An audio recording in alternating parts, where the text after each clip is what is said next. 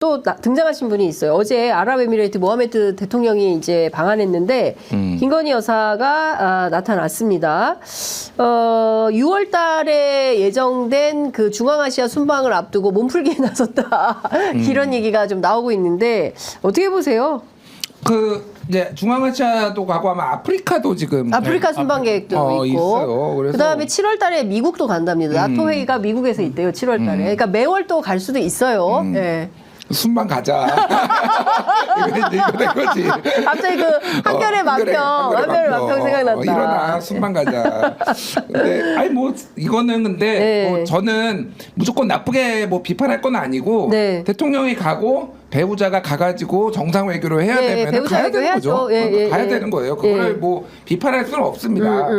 다만 그러니까 이게 저번에도 얘기가 나왔는데. 잠적하면은 왜 잠적하는지 다시 활동을 재개하면 말을 해야지. 설명의 의무가 있는 거예요 국민들한테. 아까 뭐 그것도 마찬가지예요. 왜 8월 2일날 대통령이 국방부 장관 세 통 전화를 했는지 설명의 의무가. 그러니까 공직자나 이렇게 거의 준 공직자인 대통령 그 배우자 여사님은 얘기를 해줘야 된다. 뭐 이렇게 생각이 들고요.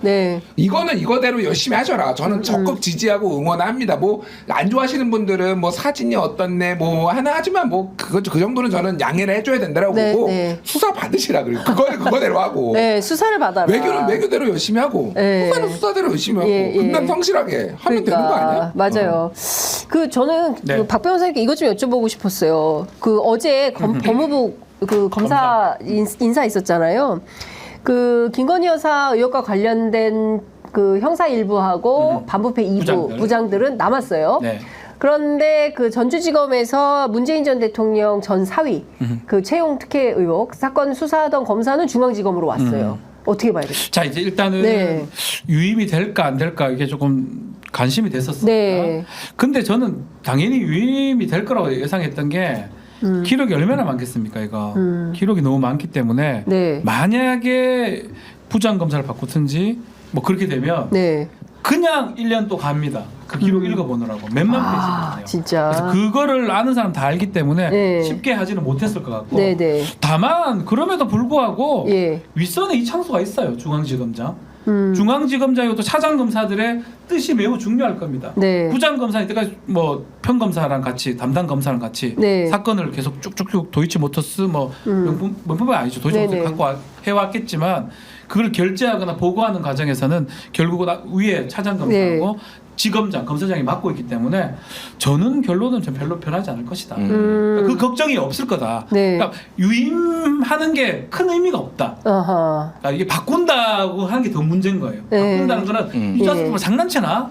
이걸 어떻게 기록 보려고 바꾼다? 이렇게 될 것 같으니까 부장 밑으로는 그만두면서 좀 잘하는 평검사 말 잘 듣는 한 명 부르고 그러면서 윗선이 있기 때문에 수사는 뭐 저는 김건희 여사 이렇게 뭐 이렇게 밖에 외고 나간다는 것도 이게 부담감이 많이 줄었기 때문에 하는 거 아니겠습니까? 저는 그렇게 보입니다. 이거 짧게 말씀드리면은 그 지난 예전에 이제 한동훈 법무부 장관이 도이치모터스 주가 조작하는 수사 2명을 이제 수사 중인데 수사가 끝나지 않고 작년 2월 10일에 이제 저기 권오수 그 1차 이제 그 결심이 아니라 선고가 있던 거 전에 1월 27일에 인사발령을 내버려가지고 논란이 됐었어요. 맞아요. 그래가지고 그때 그 공판 검사들이 김건희 여사를 수사하던 건 아닌데 이제 뭐 공판 과정에서 이름이 김건희 채우는 너무 많이 나오니까 그래서 이제 좀 이게 얘들을 좀 딴 데 보내야 되겠다라는 건데 논란이 엄청 났습니다. 그리고 제가 그거를 얘기를 했다가 국민의힘으로부터 한동훈 명예훼손으로 고발당해서 지금 경찰에 나갔고 무슨 한동훈 명예훼손이야 그게.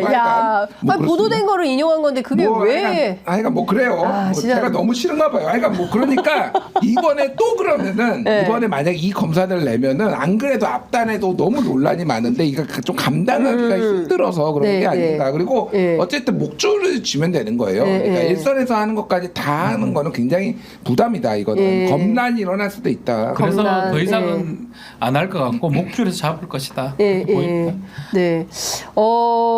그 이준석 개혁신당 의원 어제 그 YTN 라디오 신율의 뉴스 정면 승부에 출연을 해가지고 윤석열 대통령을 향해서 어떤 멍청한 사람이라고 표현을 그래요? 했다고 하네요. Some stupid person이라고 얘기를 했다고 하는데 그럼 저한테 싸가지 없다고 평가하지 마라. 네, 싸가지 없다가 심한 말이냐, 멍청하다가 심한 말이냐, 어떤 게 더 심한 말이에요? 저는 멍청한 게 더 심한 것 같은데. 싸가지 없는 거는 머리를 좋은 거 이준석 패. 저는 이준석이 더 나쁘다. 아니 그 굳이 들으려면 나는 멍청하다는 소리 듣기보다는 싸가지 없다는 소리 듣고 싶거든요. 둘 중에 하나를. 네. 멍청한 놈이 너무 싫어요 저는. 최악은 멍청하고 싸가지 없어. 누구라고 얘기를 안 해가지고 멍청하고 싸가지 없으면 이거는 구제불능이야. 구제불능이다. 네, 하여간 지금 22대 국회 개원 오늘 하는 날이고 오늘 뭐 저마다 그 개원 의총이 있는 날인데 어떠세요? 그 뭐 보수 언론들은 이제 극강의 대치다. 그 행정부 권력 대 그 국회 권력, 그러니까 입법권과 행정권이 충돌하는 역대급의 정국이 온다. 특히 이제 특검이 굉장히 많지 않습니까? 이제 그런 과정에서 과연 국민의힘 여당이 여당다운 역할을 할지 아니면 용산의 출장소로 그냥 전락할지 그것도 굉장히 중요한 관전 포인트인데 두 분 어떻게 전망하십니까? 그러니까 저는 그냥 이렇게 말씀드릴게요. 네. 이게 이제 그렇게 부딪힐 것 같아요. 그냥 특히 이제 정부는 거의 일을 안 하고 있는 상황이고 여당도 이런 건데 결국은 이거는 국민들이 판단하시고 국민들이 심판을 하셔야 된다 이런 생각이 들어요. 무슨 얘기냐면은 행정부가 옳다, 윤석열 정권이 옳다고 하면 윤석열 정권한테 전폭적으로 힘을 실어주십시오. 그리고 국회의 야당들을 응징해 주시면 되고요. 어떤 방식으로든지. 만약에 지금 이 상황이 야당이나 이 국회가 옳다라고 하면은 행정부를 심판해 주시고 그게 꼭 선거 투표가 아니라 여러 가지 이제 방법들이 있잖아요. 그 여론 조정도 있을 거고 뭐 그러니까 오죽하면은 지금 다 장외 집회로 나와가지고 지금 하고 있겠어요. 그러니까 이거는 국민들이 어떤 판단을 해주시냐가 굉장히 중요하다 생각을 합니다. 그래서 이거를 계속 앞으로 무정부 상태를 3년을 봐야 되나 뭐 이 생각이 개인적으로 들어요. 걱정입니다. 무정부 상태다 지금. 국민 판단은 저는 뭐 여러 가지 지표를 봤을 때는 끝났다고 저는 생각이 들고 그게 이제 밖으로 나오냐 아니냐 이건 좀 다른 문제라고 생각하고 전 좀 미시적으로 조금 보면 의장 역할이 좀 중요할 것이다. 국회의장? 국회의장이 우원식 의원이 할 건데 의장이 이제 사실 김진표, 박병석 그 두 사람의 어떤 그거가 21대 국회를 좀 망쳤다고 해도 과언이 아니거든요.